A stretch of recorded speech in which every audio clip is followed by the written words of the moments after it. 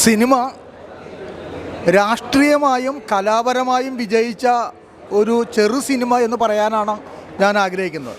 സാധാരണ ഇതിൽ ഇത്തരം ഒരു വിഷയം കൈകാര്യം ചെയ്യുമ്പോൾ പ്രത്യേകിച്ച് ഒരു ഡോക്യു ഫിക്ഷൻ സ്വഭാവത്തോടു കൂടിയാണ് സിനിമ ആരംഭിക്കുന്നത്.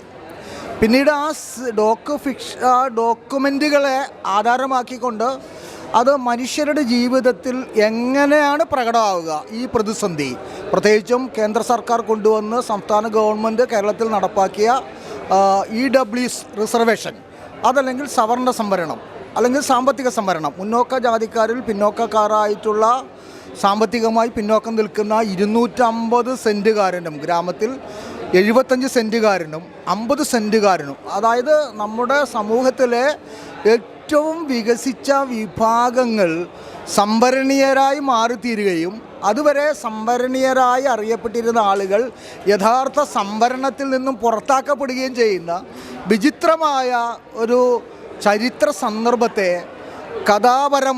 കലാപരമായി പറയാൻ സംവിധായകൻ ശ്രമിക്കുകയും അതിൽ അദ്ദേഹം എല്ലാ തരത്തിലുള്ള സാങ്കേതിക സാമ്പത്തിക പ്രതിസന്ധികളെയും മറികടന്നുകൊണ്ട് വിജയിക്കുകയുണ്ടായി എന്ന് പറയാനാണ് എനിക്ക് താല്പര്യം.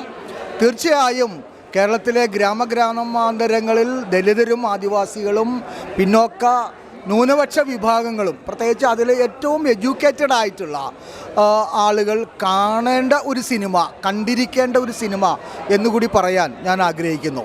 തീർച്ചയായും ഇതിൻ്റെ അണിയറിൽ പ്രവർത്തിച്ച മുഴുവൻ ആളുകളെയും ഈ സന്ദർഭം അഭിനന്ദിക്കാൻ കൂടി ഞാൻ വിനിയോഗിക്കുകയാണ്. അഭിവാദ്യങ്ങൾ.